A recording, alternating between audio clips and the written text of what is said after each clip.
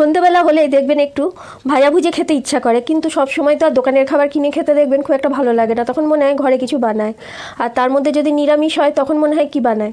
তো ঘরে আমার কিছুটা পটল ছিল, পটলগুলো খুব কচি ছিল, তো পটলগুলোকে খোসা ছাড়িয়ে খুবই কুচি কুচি করে কাটতে হবে। মানে খুব একটা মোটা করে পটলগুলো কাটলে কিন্তু চলবে না, খুব মিহি করে কাটতে হবে। কিছুটা কাঁচা লঙ্কা কুচিয়ে নিয়েছি, আর এখানে কিছুটা ধনেপাতাও আমি কুচিয়ে নিচ্ছি।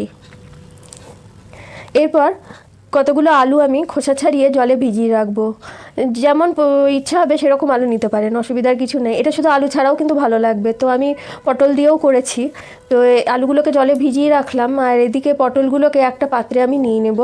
আর পটলগুলোকে একটা পাত্রে নিয়ে সামান্য একটু নুন দিয়ে ভালো করে পটলগুলোকে চটকে নিতে হবে, যাতে পটলের ভিতরে যে জলটা থাকবে সেই জলটা যেন বেরিয়ে যায়।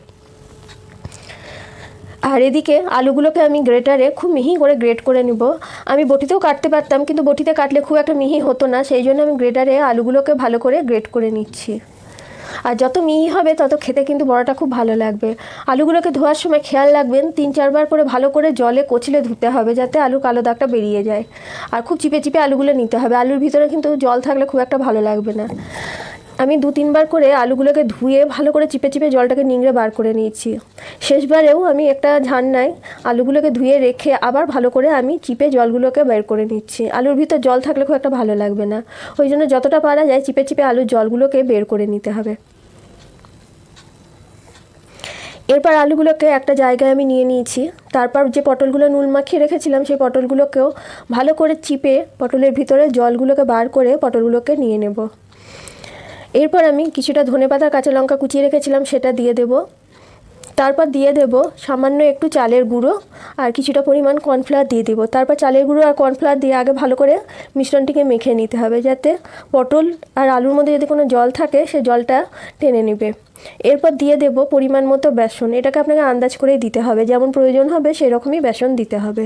তবে যতটা কম পারা যায় ততটা কম বেসন দিলে কিন্তু খেতে ভালো লাগবে। তারপর দিয়ে দিতে হবে নুন, তারপর কালো জিরে, একটু সাদা জিরে দিয়ে দেব, একটু সামান্য হলুদ দিলাম, আর একটু ভাজা গুঁড়ো মশলা দিয়ে দিব। ভাজা গুঁড়ো মশলার মধ্যে ছিল ধনে, জিরে আর শুকনো লঙ্কা। তারপর মিশ্রণটাকে খুব ভালো করে মেখে নিতে হবে। খুব একটা জলের প্রয়োজন হবে না মাখার সময় দেখবেন, আর যদি জলের প্রয়োজন হয় তাহলে সামান্য একটু জল দিয়ে দিতে পারেন। আর একটু চিনি দিয়ে দিয়েছি, প্রথমে চিনি দিতে ভুলে গেছিলাম, ওই জন্য পরে চিনিটা আমি দিলাম। মিশ্রণটিকে খুব ভালো করে মেখে নিতে হবে, যাতে খুব একটা বেশি জল না থাকে, আঠা আঠা ভাব থাকে মিশ্রণটার মধ্যে। এরপর কড়াইয়ে কিছুটা তেল গরম বসিয়ে দিয়েছি। একে একে বড়াগুলোকে তেলে ছেড়ে ভেজে নিব।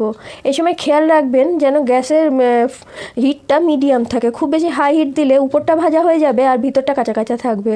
আর নিরামিষের দিনে কিন্তু এরকম পাকোড়া ঘরে করে আপনি খেতে পারেন, খেতেও কিন্তু খুব ভালো হয়েছিল। চালের গুঁড়ো দেওয়াতে বড়াগুলো খুব মচমচে হয়েছিল, আর এতে যে পেঁয়াজ দেওয়া নাই কেউ ধরতেই পারবে না। সন্ধেবেলায় দেখবেন এরকম ভাজাভুজি খেতে মনটা খুব টানে, আর সবসময় দোকানের খাবার দেখবেন খুব একটা ভালো লাগে না। ঘরে এসব করে খেলে পরে খেতে কিন্তু বেশি ভালো, আর গরম গরম খেতে খুবই ভালো লাগে। ইচ্ছা করলে মুড়ি দিয়েও এই বড়াগুলো খেতে পারেন, খেতে কিন্তু খুব ভালো হয়েছিল। আর বড়াগুলোকে কিন্তু মিডিয়াম ফ্লেমেই কিন্তু ভাজবেন, হাই হিটে ভাজলে ভেতরটা কিন্তু অনেক সময় কাঁচা হয়ে থাকে। আর আমাদের পকোড়া একদম রেডি, আর দেখতেও যতটা ভালো হয়েছিল খেতেও কিন্তু খুব ভালো হয়েছিল। নিরামিষের দিনে একবার ট্রাই করে দেখতে পারেন।